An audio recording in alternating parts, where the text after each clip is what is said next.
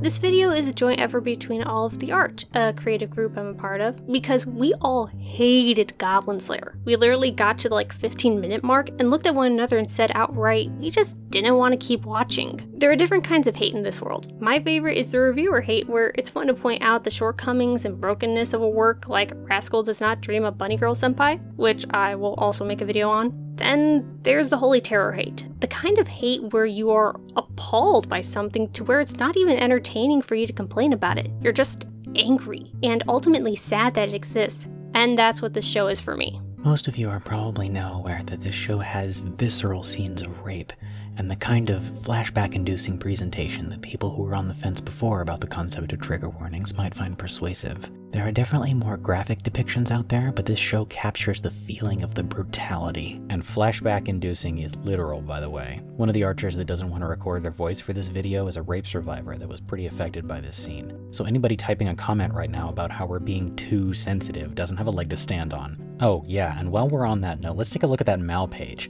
A young priestess has formed her first adventuring party, but almost immediately they find themselves in distress. It's the Goblin Slayer who comes to their rescue, a man who's dedicated his life to the extermination of all goblins, by any means necessary. And when rumors of his feats begin to circulate, there's no telling what might come next. Look at this. Does this scream full of rape to you? It looks like it's this season's Is It Wrong to Pick Up on Girls in a Dungeon? I guess you're just supposed to know, huh? Lots of defenders of media like this like to say things like, if you don't like it, don't look. Or, why did you keep watching it then? We didn't keep watching it, and we never would have started if we knew what was in it, but too late, damage done. What really underlies the gratuity is how cheap it is. The characters don't have names or backstories, they aren't even really characters. They're just victims of the author that we're made to watch suffer. It showed that they're unprepared for this adventure with the lack of potions and the sword catching on the ceiling, but does that mean that the narrative is really trying to suggest that they deserve it? Eat a thumbtack! I'm not against dark stories, but there's no substance here. There's a 2011 film called Immortals that this show brings to mind. As far as I remember, there's no rape in it, but there's so much pain that it killed my interest in the story. I don't want any part of its world of horrible things happening constantly forever, and it's the same here. When you build no investment and then get that dark, it breaks the fiction. I'm not mad at the villain, I'm mad at the author, the studio, and the mal description. Mediocre writing and dark can make atmosphere or pathos, but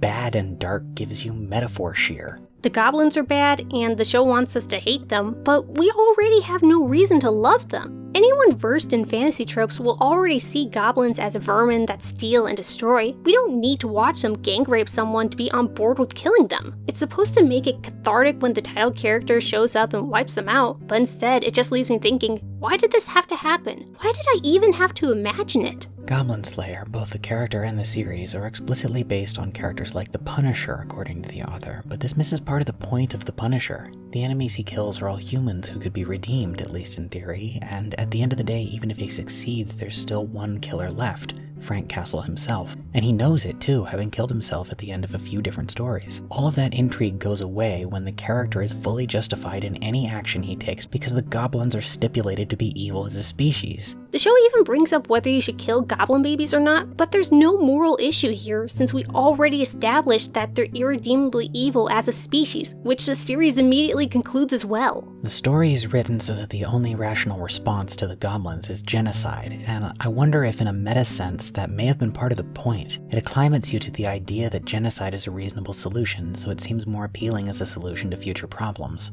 Looking back, the quest giver clerk that mumbled to herself and barely tried to stop the party is negligent to the point of villainy. All you have to say is, maybe wait for some higher level adventurers? I did some reading around and apparently high level adventurers ignore goblins because they're high risk, low reward, so they send newbies at them in 2 or 3 waves until the problem is resolved. That makes the clerk even worse, feeding brand new adventurers to the grinder on the reg. And the fact revealed later on that adventurers are ignoring goblins to the point where they become an existential threat to humanity means that it breaks the fiction a second time. The severity of this threat should be common knowledge, so the adventurers should never have been able to be so flippant about fighting goblins unless none of them knew anything whatsoever about the world they live in. Reading the feedback from fans of this show on the Pedantic Romantics video on Goblin Slayer or the responses on Twitter underlines what I think is one of the worst parts of human nature. They reject the conclusion, and because of that they discard the reasoning regardless of its content. They purposefully take the least charitable interpretation of what's being said, even if it's specifically called out as not being what was meant, because they don't want to consider it.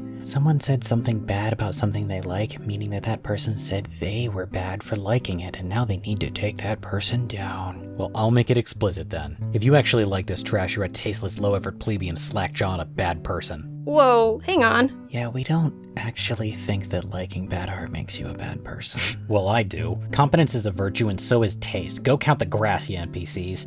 Anything can be good if it's done well. A species that reproduces exclusively by rape is the premise of Alien, as well as any lore-accurate depiction of Nephilim. Making bad things good is the reason old musicals get updates in recent versions or adaptations. But this isn't a good show, and every part of it was done horribly. How do you defend it? It's to make you hate the goblins. We don't need a reason to approve of killing them. They aren't cuddly animals. It raises interesting moral questions about when it's okay to kill. It's not a question if every part of the story is contrived to make killing them the only justifiable option. The priestess even asks, what if there are good goblins? All goblins are evil. That's part of the setting. The only reason they ask is because it's exposition to tell you that all goblins are evil. I like it for the tactics later on. The story fails if I hate it enough to drop it before it gets to that part in the first episode. You don't have to watch it. I wouldn't have if I knew what it was. Grow thicker skin. One of our group is a rape survivor. Besides, it shouldn't bother you isn't a defense. SJW. If not wanting to watch someone get gang raped makes you an SJW, I'll just have to make peace with the burden of that label. Do you even watch this channel? Reviews keep telling people who complain about this to take the show for what it is. Well, that is what I'm doing. This show is like taking the complaints about Game of Thrones and its use of rape, but doing it for real. Just rape everywhere. And we get to watch it under the guise of the show being dark just for reminding us that such disgusting acts happen for really no other reason than to show goblins are evil, yo! It revels in the gotcha of the moment and then tries to pretend to be deep by asking if it's wrong to kill creatures who have only been shown to be the worst. There's no disclaimers anywhere about the rapes or how much detail they go into. I can't speak for how it aired in Japan, but on Crunchyroll, there is no warning. Not all of us are familiar with the original light novel or manga. I just read the description, thought it seemed fine, and suddenly found myself in the midst of some very messed up imagery. This is seriously harmful for those who have experienced sexual assault. I wasn't expecting perfection from Goblin Slayer. Frankly, I thought the show was going to be middling at best going in. It looked like the kind of schlock that would be popular like Bunny Girl Senpai, even though it didn't deserve it. The only reason it isn't #1 right now is because it's going up against Sword Art Online. And I was kinda right, but it's of a different trash than Bunny Girl. Thank you very much for consuming this video. If you'd like to talk to me about just about anything, feel free to hit me up on Twitter. You can find me at NotAVampyre. Thank you very much again, and until next time.